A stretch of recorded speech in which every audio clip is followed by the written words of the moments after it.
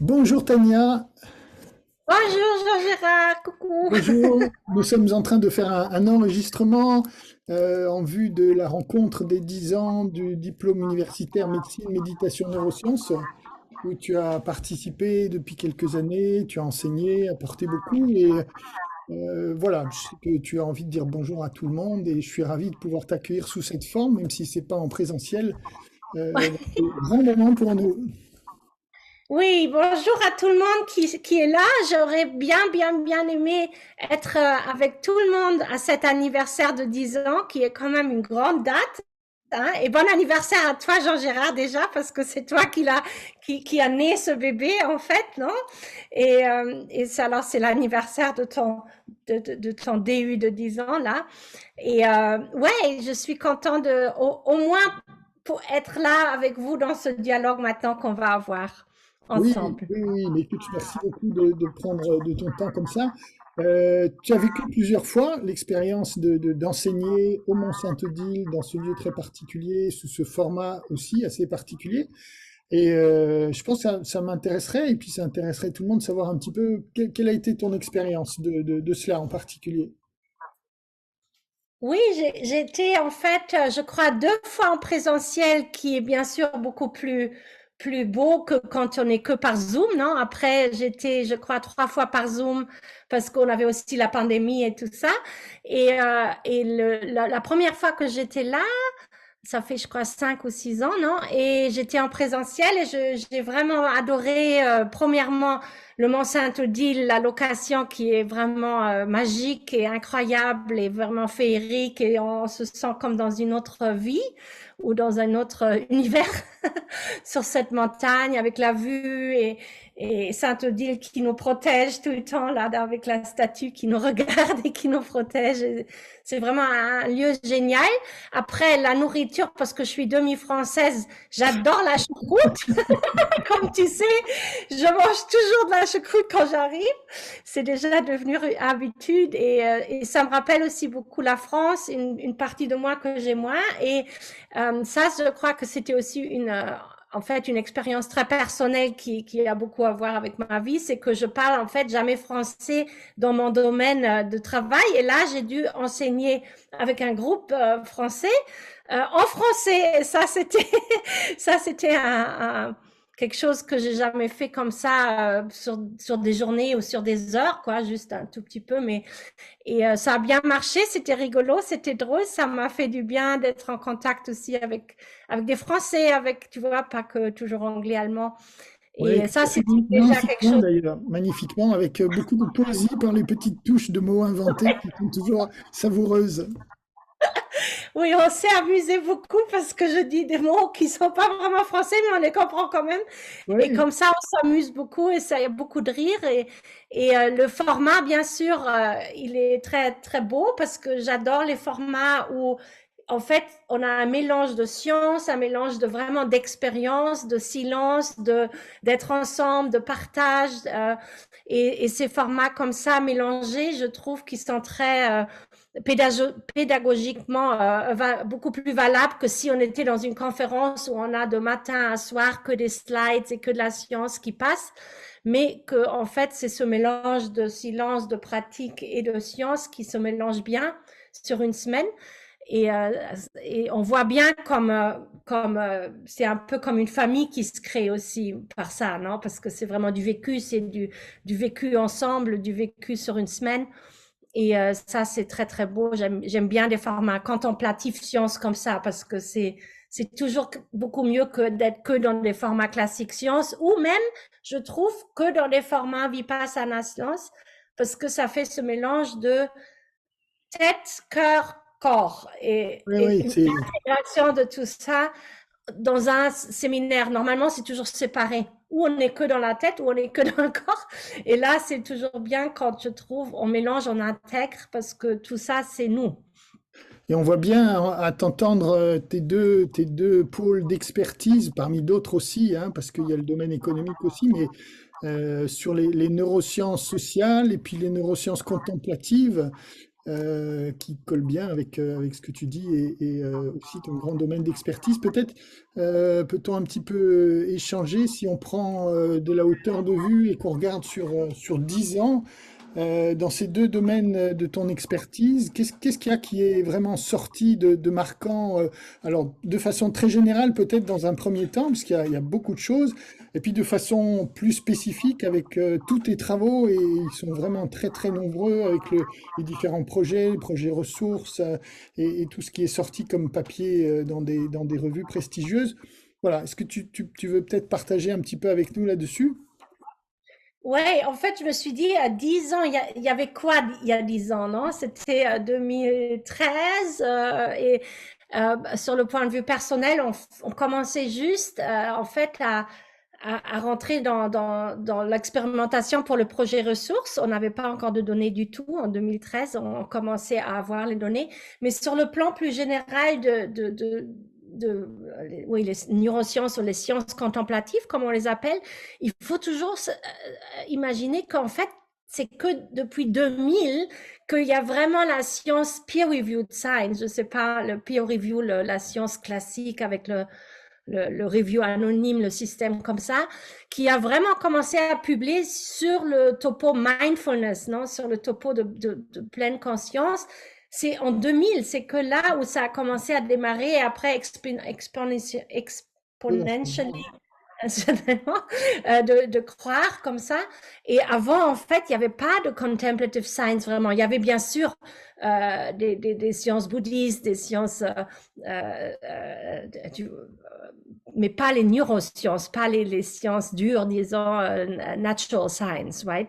Et ça, c'est vraiment très, très jeune que ça a repris dans les années 70. Il y avait déjà quelque chose, mais pas dans des journaux très renommés.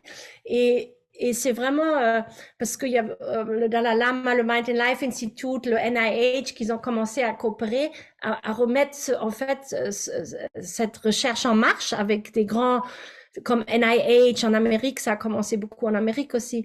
Et là, il y avait que au début de la mindfulness, non? Il y avait que le Wiseman de John Kabat-Zinn et il y avait pré-post, il y avait, on fait de la recherche avant et souvent c'était que des questionnaires de stress, des questionnaires de self-report et il n'y avait pas encore vraiment des study design comme on les ferait dans la recherche interventionnelle avec de active control group et le retest control avec tout ce qui, en fait, on a besoin de l'appeler un clinical trial, non? Une Ouais. étude clinique. Et ça a pris quand même au moins une décade, non? Que les premiers labos commencent vraiment à dire, mais bon, si on compare par exemple 8 semaines de MBSA avec 8 semaines d'autres entraînements, je sais pas, de mémoire, est-ce qu'il y a vraiment une différence? Est-ce que c'est vraiment mieux? Et souvent, les études, quand ils commençaient à comparer ça, ils montraient, non, c'est pas si facile que ça, quoi, c'est pas... Et ça, c'était la première phase parce que c'était nouveau. Et la deuxième phase, on commençait à devenir beaucoup, beaucoup plus précis. Et dans un sens, le projet ressources que moi j'ai fait dans mon lab était un peu cette deuxième phase où on disait, mais mindfulness, c'est qu'un terme très général, mais après, il y a plein de pratiques différentes. Il y a des pratiques d'ouverture de cœur, des pratiques de shamatha sur la pleine conscience, sur l'attention. Il y a des pratiques plutôt métacognitives, il y a des pratiques sur le soi, sur la réflexion du soi. Et ces pratiques sont très, très différentes, avec des buts très différents, avec de la phénoménologie ressentie très différente. Et c'est là la deuxième phase où on commençait à dire, mais quelle pratique fait quoi? Et c'est là-dedans où le projet ressources qu'on avait fait, qu'on a commencé en 2008, en fait, j'ai eu le grant en 2008, quand Ouais, j'étais c'est encore long, à hein. Zurich. Ouais, et maintenant on a pu publier, je sais pas, 70 papiers, 9 terabytes de données, mais à cette époque-là, c'était la plus grande étude qui existait parce qu'on avait que ces 8 semaines. Et là, ça prolongeait 9 mois, une Mhm. pratique de 9 mois. Et c'était la première étude où on commençait à comparer des différents types de pratiques. Par exemple, attention-based mindfulness, non, les pratiques qui sont plutôt posées sur le shamatha, sur la Ouais, bien stabilisation sûr. de l'esprit, sur l'attention, et après des pratiques plutôt socio-émotionnelles, de compassion, de bienveillance, et après des pratiques métacognitives. Et ça, c'est des pratiques très différentes. Et pouvait, pour la première fois, les 3 modules, comparer quelle pratique fait quoi en fait, et c'est comment qu'on l'a vécu, comment est-ce que ça change le cerveau et tout ça.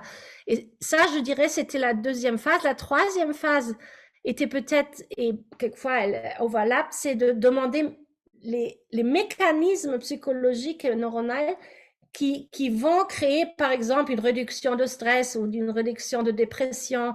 Ça veut dire, on demandait, c'est quoi comme mécanisme qui vont pousser ou which allow, no, to Oui. depression to go down. Et là, c'est une phase, je crois, où toute la science contemplative est encore au milieu dedans.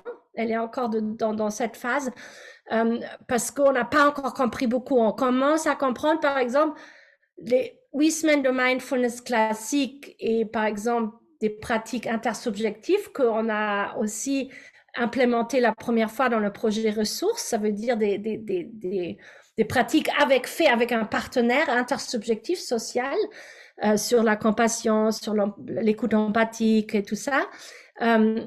Si on les compare, et ça c'est dans une troisième phase, quelque chose qu'on a fait par exemple dans le projet Cough Social, c'est un projet qui était après le projet ressources et qu'on a fait pendant la pandémie. Et on l'a fait pendant la pandémie parce que le Cough Social était une étude sur la santé mentale des Berlinois, parce que je suis à Berlin, pendant la pandémie, dans tous les lockdowns, et on a vu que les êtres humains, ils souffraient, non? Et toutes les études montrent ça, surtout dans les deuxièmes lockdowns, qui étaient très, très, très prolongés et très longs. Les gens avaient plus de dépression, de stress, de loneliness, non, de solitude, et on voit ça créer même chez les jeunes, non, les 18 à 25 ans, et nous on s'est dit bon, maintenant on peut continuer notre étude longitudinale et voir comment ils deviennent de plus en plus dépressifs, stressés et tout ça, ou on peut faire quelque chose. Et alors on a pris juste 2 minutes, 12 minutes, juste online, juste avec une application qu'on avait du projet ressources. Ça veut dire low dose, non? Pour voir est-ce qu'on peut faire quelque chose pour aider aux gens dans leur vie de tous les jours, même s'ils ne peuvent pas rentrer dans des retraites 9 mois avec plein de, tu vois, pas si intensif. Et ça, c'est important, je crois, c'est la phase 4, en fait, c'est de demander comment est-ce qu'on peut utiliser maintenant ce qu'on a appris pour vraiment servir la société et faire scalable, non? Faire des programmes qui peuvent être scalés et qui peuvent être mis dans l'éducation, Utilisé dans plein dans de la domaines. santé, mais vraiment dans tous les jours des gens qui habitent, qui travaillent professionnellement dans des workplaces et tout ça. Et tu pourrais appeler ça translational contemplative science, non? Ou translational social neuroscience, c'est le translationnel. Et ça, si tu regardes, ça existe presque pas encore vraiment. De la bonne recherche qui est faite dans les écoles, Oui, avec tous les ouais, standards de recherche, ou des la bonne applications comme ça recherche. qui émergent, mais il y a pas de, elles sont pas toujours fondées sur de la vraie recherche avec une bonne méthodologie. Ouais. Il y a des choses aussi, ça c'est un petit peu de façon générale comme ça, ce qui est apparu partout, mais toi, tes propres travaux j'entends, tu sais, on a souvent discuté, on commence à savoir de mieux en mieux qu'il y a un soit narratif, un soit somato-viscéral ou soit du ressenti, et toi tu as aussi cette spécialité qui fait émerger le soi social. Euh, Ouais. il y a pas mal de choses aussi de tes travaux qui apportent là-dessus des données. Oui, ça, en fait, c'est ce qu'on appelle diade, non? Ou je crois en français, vous dites binôme. Non, Binôme, binôme, parce que diade, c'est c'est rentré dans le binôme, français maintenant, le diade, oui. le binôme, ça veut dire c'est une méditation, en fait, une pratique contemplative, mais faite à deux. Et il y a quelqu'un qui écoute et il y a quelqu'un qui explore comme une inquiry method, non? Comme dans le MBSA, la méthode inquiry. Je sais pas comment on Exploration. l'appelle. Dialogue Exploration. exploratoire, Oui, exploration. dialogue exploratoire. Mais nous, on l'a mis en projet ressources, on a adapté ce travail pour le faire comme un skill training. Ça veut dire pas pour comprendre quelque chose de plus profond dans une retraite, mais de le faire vraiment tous les jours, 12 minutes, 12 minutes, comme une pratique de tous les jours, dans ton chez-toi, quand tu es plus dans ta retraite, mais tu es à la maison, tu sors d'une conférence, tu as un meeting, et là, tu vas dans ces 12 minutes de contemplation avec quelqu'un d'autre qui t'écoute, et après 6 minutes, tu changes de rôle. Ça veut dire c'est très, très démocratique, et tu vas refléter beaucoup plus parce qu'il y a une vraie personne humaine que tu connais pas, et tu changes tous les semaines. Ça, c'est aussi quelque chose qu'on a inventé pour pouvoir entraîner l'humanité partagée, parce que si tu fais 3 mois, tu auras 13 personnes différentes où tu auras regardé dans leur vie des moments très, très intimes de leur vie, et tu auras écouté empathiquement. Ça veut dire que tu t'entraînes aussi dans l'écoute empathique. Et là, on fait aussi, comme on a fait avec les masterclass, non, on a fait 2 masterclass ensemble, là, maintenant, où on approfondit, en fait, le DU, qui est une base super, pour aller dans dans le soi social, dans le soi socio-affectif, et d'explorer plutôt cet aspect-là. La compassion, c'est une émotion sociale, c'est pas une émotion que dans moi, c'est une émotion à rapport à l'autre, ou une motivation, disons plutôt une motivation qu'une émotion. Et l'empathie, c'est aussi une émotion sociale, non? Je l'ai que parce que c'est toi qui as une émotion et pas moi. Et aussi tous les, en fait, avec la diade, ça permet de voir tous les triggers sociaux, non? The social trigger, c'est Les déclencheurs sociaux, oui.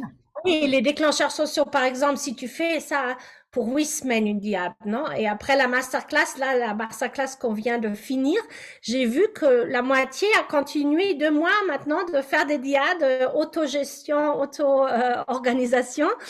Après même 8 semaines, encore une fois 2 mois, ça veut dire que ça paraît de plaire et ça paraît de faire du bien aux gens, parce que en fait, vraiment, tu te rends compte tu deviens plus conscient dans ton chez-toi, dans ton everyday life, et tu te rends compte des patterns sociaux. Par exemple, qu'est-ce qui se passe dans ta tête quand quelqu'un est trop tard pour la diade ou quelqu'un vient pas? Hein, il y aura des gens qui vont dire, ah, je crois qu'elle est dans l'hôpital, elle est peut-être blessée, je dois faire quelque chose. Et il y aura d'autres personnes avec d'autres schémas sociaux vont dire, oh, c'est parce que c'est moi, elle ne m'aime pas. Si c'était quelqu'un d'autre, elle viendrait, elle n'oublierait pas, tu vois. Alors, chacun a ses cognitions sociales qui vont être comme ça. Et la diade, elle te permet de devenir conscient de tout ça, de tous ouais, tout ton soi social. Et c'est incroyablement grand, non, à explorer, parce qu'on est des êtres sociaux tous les jours. Et c'est là où il y a les conflits, non? C'est pas dans nous-mêmes, c'est normalement dans l'attachement, dans les relations, dans les communications. Et là, on a fait dans le projet Coff Social, on a fait de la recherche pour la première fois, où on a comparé 12 minutes de pleine conscience avec 12 minutes de diade. Ça veut dire on est devenu encore plus granulaire. On n'a pas comparé un type de pratique, mais des différentes pratiques. On a vraiment comparé une pratique avec une autre pratique pour vraiment pouvoir encore dire c'est quoi le spécifique avec le social, non, avec cette diade. Oui, oui, oui. Ça, c'est très, très, très intéressant. Est-ce qu'il y a des grandes choses, peut-être pour terminer là-dessus, de travaux, alors là, que toi, tu as fait dans toutes ces publications qui sont peut-être marquants, et qui expriment tout ça, de choses découvertes qu'on savait pas, qu'on pensait pas, ou que... Oui, je crois qu'il y a, dans le projet ressources, je dirais, il y a 2 choses, je crois, qui sont très intéressantes, parce qu'on a développé comment apprendre aux personnes de l'empathie, et de pas rentrer dans la détresse empathique, mais de rentrer dans l'autocompassion si tu es rentré dans la détresse empathique, et comment t'en sortir avec l'autocompassion, et comment rentrer dans la compassion, et aussi apprendre aux healthcare providers, non, aux gens du soin, comment éviter d'aller dans la détresse empathique, parce que ça, là, c'est le burn-out, c'est trop, dans quelque chose qui est très résilient, quoi. C'est la résilience, la compassion, c'est vraiment une motivation très, très forte et résiliente, mais il faut apprendre à connaître la différence, non? Quand est-ce que je suis dans l'apathie? Quand est-ce que je bouge dans la détresse? Comment c'est phénoménologiquement quand je suis dans la compassion. Et c'est là où on a fait beaucoup, beaucoup de travail, comment guider les gens d'un espace à l'autre et comment entraîner de reconnaître dans lequel on est. Et je crois pour tous les soignants, c'est très, très important parce que tu as affaire avec la souffrance tous les jours d'autres personnes et tu dois aussi te protéger toi et te nourrir toi, Ouais. pour, tu C'est vois, pour pas être, c'est énorme et ça a démarré avec les travaux au début que tu as fait avec Mathieu, hein, où tu lui disais d'être plutôt dans l'empathie, plutôt dans la compassion et où vous avez découvert des signatures neuronales cérébrales qui sont différentes. Et en fait, ouais, c'est ça qui a été la base de ces travaux. Moi, je trouve ça absolument magnifique et on peut même l'étendre à bien plus que juste le monde du soin, évidemment, hein. Ce qui se ouais. passe aujourd'hui et dans l'actualité, malheureusement, ça montre bien que ces systèmes motivationnels fondamentaux et puis les mécanismes d'empathie, de compassion bien différenciés sont à l'œuvre dans le soin, mais dans plein d'autres registres aussi. Oui, parce qu'on a tout le temps à faire avec la souffrance. En ce moment, je veux dire, beaucoup de presse m'ont demandé, mais est-ce qu'il y a un moment où on a trop d'empathie parce qu'on a un conflit en Israël, on a un conflit en Ukraine, on a une catastrophe mondiale après l'autre et comment on gère avec ça, même si on n'est pas des soignants, on est vraiment beaucoup dans la détresse et il faut voir comment bâtir une résilience dans des temps comme ça, quoi, pour tout le monde. Et c'est pour ça que ça, je crois, c'est vraiment quelque chose de très clé, de vraiment commencer à comprendre ces subtiles différences entre toutes ces émotions, motivations sociales. Et l'autre chose, je crois que le projet ressources, sur tous les papiers ont montré, c'est que vraiment, il n'y a pas quelque chose comme la pleine conscience ou la méditation. C'est vraiment, il y a des différences énormes entre les pratiques et les effets que les pratiques vont avoir sur ton cerveau, sur ton système régulatif, stress, même subjectif, phénoménologique. Et c'est ce qu'on appelait it really matters what you practice, non? C'est vraiment, si tu fais 3 mois de cœur, tu auras beaucoup plus d'altruisme, de compassion, de coopération, tu vois, oui, en fait, le care system qui va être actif avec tout ce qu'il a et qui va rapporter. Si tu fais de la bienveillance et de la shamatha et attention, tu auras beaucoup plus d'attention, tu seras beaucoup plus stable, tu auras moins de pensées dans ta tête, tu vas te calmer, tu seras beaucoup plus en présence, ouais, et dans ton corps. Mais tu vois, chaque pratique va ramener un effet très différent. Et c'est pour ça que c'est très important de continuer de mélanger les pratiques, de les apprendre tous d'une façon très par des experts aussi, hein, et pas croire que s'il y a qu'un truc qui s'appelle pleine conscience. Ça, je crois que c'était quelque chose de très important qu'on a montré.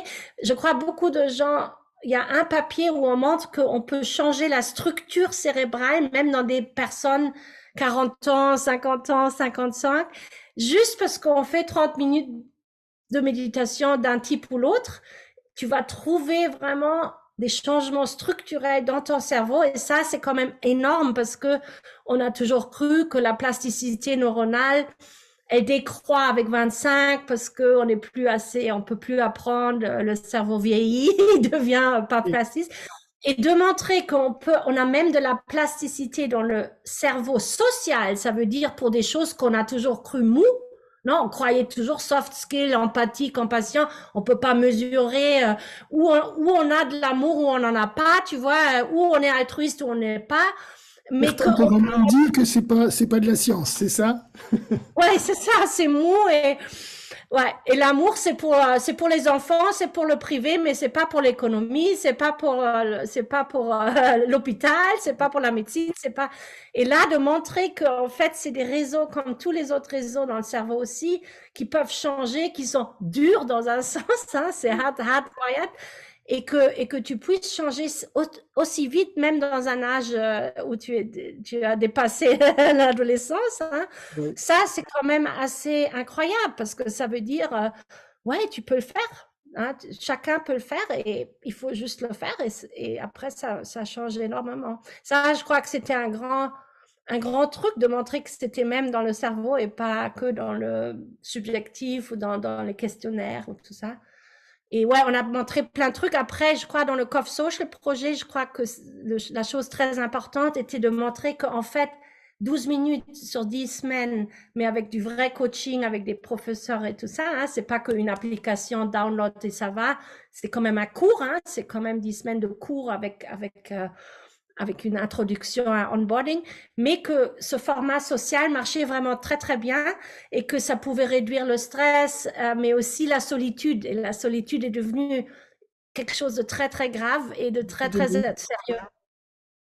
Et ça, je pense que de montrer qu'on a quelque chose qu'on pourrait maintenant mettre, tu vois, dans les hôpitaux, on pourrait les mettre dans les compagnies, on peut le mettre dans les écoles. Et ça, c'est en fait une phase maintenant où je commence avec un projet qui s'appelle Edu Social. C'est le follow-up de Cough Social. Non, c'est plus Covid, c'est éducation sociale. Pour mettre ça dans les écoles avec des enseignants et aussi dans le healthcare. On veut voir si on peut pas faire des entraînements de diade protocole avec des étudiants de médecine et avec des soignants. Formidable, encore beaucoup, beaucoup, beaucoup de travaux à venir, et de choses passionnantes à découvrir. Écoute, franchement, merci beaucoup, Tania, d'avoir été présente même de cette façon avec nous et de pouvoir célébrer un petit peu de cette façon ces 10 ans où je crois que le DU a accompagné aussi tout ça avec tous les gens qui y ont participé. On est finalement presque 600. Euh, C'est à incroyable, c'est avoir vraiment beau. suivi ce DU médecine, méditation, neurosciences et depuis 3 ans, le DU leadership, méditation, neurosciences. Ouais, ça c'est vraiment bravo, hein, Jean-Gérard, ça Alors, c'est énorme. tu nous C'est entends une pas grande parce que famille. oui, c'est une grande famille, c'est une communauté qui peut aussi collaborer ensemble et c'est un peu l'esprit de ces rencontres, de pouvoir initier les collaborations futures. Tu n'es pas là, mais quand ils t'entendront, probablement, tu les entendras applaudir très très fort. Donc, en leur nom, je te remercie. Merci à tout le monde d'avoir accueilli une Allemande dans le cours français comme ça. Et j'ai toujours adoré être là et j'espère en futur on se reverrait dans un contexte ou l'autre, les Certainement. DU Ouais. multiples et variés, les masterclass multiples et variés. Et merci Jean-Gérard de ton travail, hein. C'est incroyable ce que tu as fait. Merci à toi.